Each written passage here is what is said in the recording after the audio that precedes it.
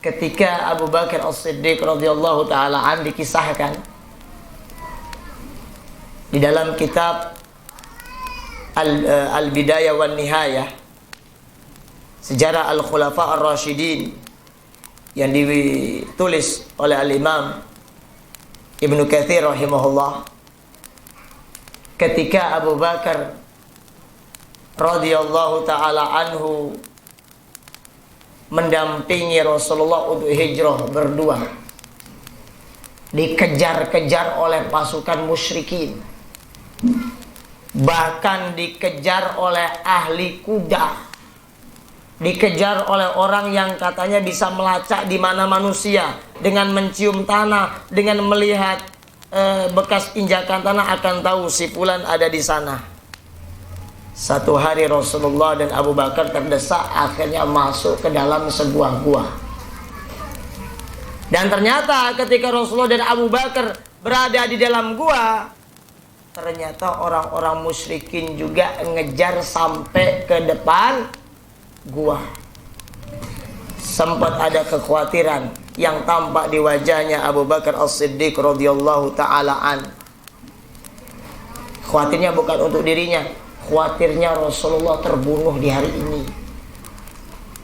Tetapi karena Rasulullah sallallahu alaihi wasallam adalah seorang nabi yang dipenuhi dengan jiwa ketawakalan kepada Allah, Rasulullah sallallahu alaihi wasallam mengobati kegelisahan atau kekhawatiran Abu Bakar dengan ucapannya, "Ya Abu Bakar, ma dhannuka bitsnaini Allahu tsalisuhuma."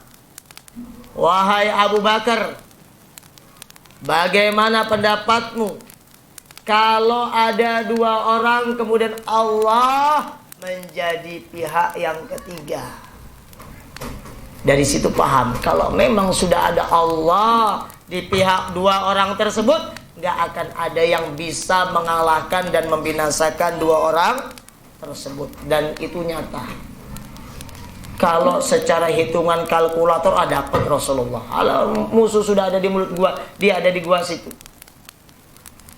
Tetapi memang Allah Jalla wa'ala membutakan mata mereka. Mereka nggak bisa ngelihat ke bawah telapak kaki mereka, ke bawah hewan yang mereka tunggangi.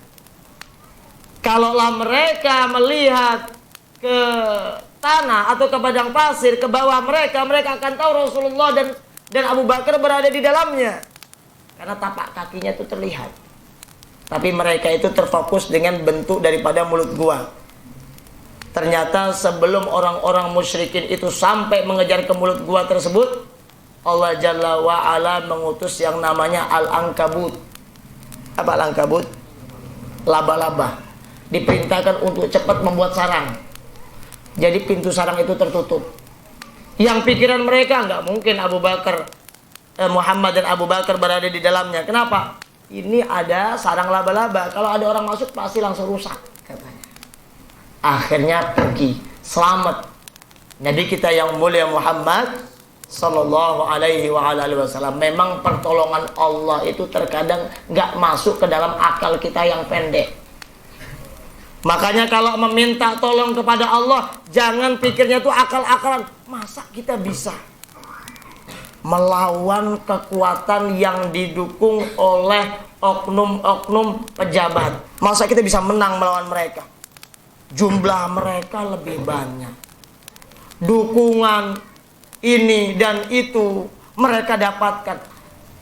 Inilah makanya kita sebagai orang yang bertauhid kepada Allah, kalau di dalam menanamkan jiwa tawakal, hitung-hitungannya itu jangan pakai kalkulator. 10 lawan 1 pasti kalah si 1.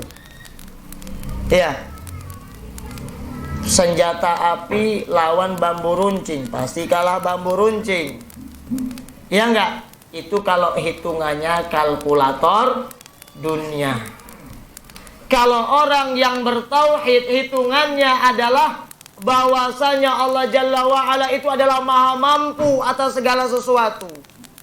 Nggak mungkin ada yang nggak bisa dilakukan oleh Allah. Karena prinsipnya Masya Allah kana wa ma lam yasha' lam yakun. Apa yang Allah kehendaki pasti terjadi. Kalau Allah tidak kehendaki pasti tidak terjadi. Perhitungannya mereka meyakini Allahu Akbar. Allah lah yang maha besar. Tidak ada yang mustahil bagi Allah. Tidak ada yang lebih besar dari Allah.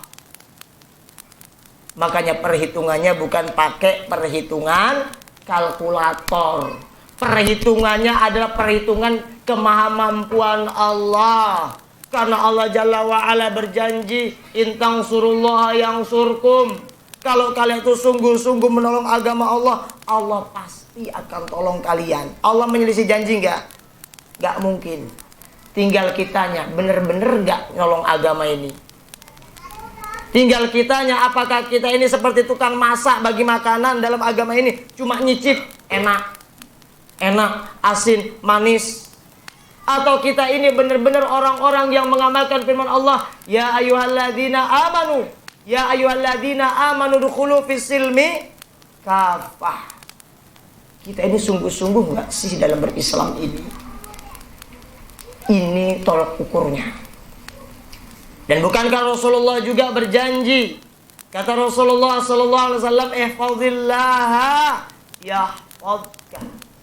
Kalau kamu itu benar-benar menjaga agama Allah, Allah akan menjaga engkau. Kemudian juga kita dijanjikan oleh Allah, wa may yatawakkal 'ala Allah fahuwa hasbuh. Barang siapa yang benar-benar bertawakal kepada Allah, Allah akan memberikan hasab kepada dia. Hasab kata para ulama apa? Sebagaimana dinukilkan oleh Al-Imam Abdurrahman bin Al-Hasan bin Muhammad bin Abdul Wahhab dalam Fathul Majid, makna al-hasbuh adalah Allahu kafihi waqih. Barang siapa yang bertawakal kepada Allah, maka Allah akan memberikan kepadanya kecukupan rizki. Gak mungkin dia terkena busung lapar. Dan Allah Jalla wa'ala akan memberikan kepadanya penjagaan sesuai derajat kesempurnaannya, sesuai dengan kesempurnaan bagaimana kita menjaga agama Allah. Semakin sungguh-sungguh kita menjaga agama Allah, Allah juga sungguh-sungguh menjaga kita. Semakin sempurna penjagaan kita terhadap agama Allah, maka Allah pun akan semakin sempurna menjaga diri kita dan agama kita. Makanya semuanya kembali kepada kita. Kamunya sungguh-sungguh nggak sih dalam beragama? Ya, kalau kamu sungguh-sungguh, maka kamu akan memiliki jiwa sebagaimana jiwanya sahabat.